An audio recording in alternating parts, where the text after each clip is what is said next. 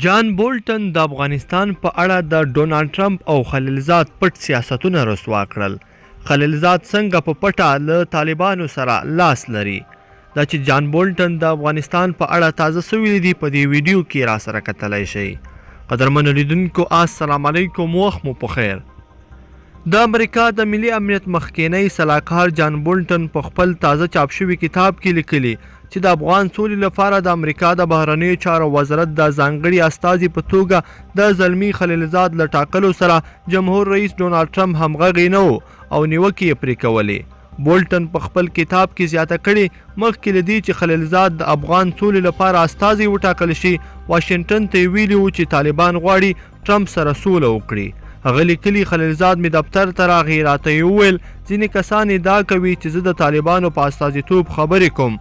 ما دغه مسله نور امریکایي چارواکي سره هم شریکه کړې ده، خو وروسته زه پرې پوه شوم چې خلیلزاد واقعا هم د طالبانو په مخفي چینل بدل شوی دی. د کتاب په یوه بله برخه کې همداراز بولټن د ټرمپ په هغه سیاست هم نیوکه کړې چې له مخې یې ټول امریکایي سرتیري له افغانستان څخه وباسي. هغه لیکلي که څه هم ټرمپ ټول ګواښونو ته متوجه دی او درک کوي، خو بیا هم له افغانستانه د امریکایي ځواکونو په وتلو ټینګار کوي.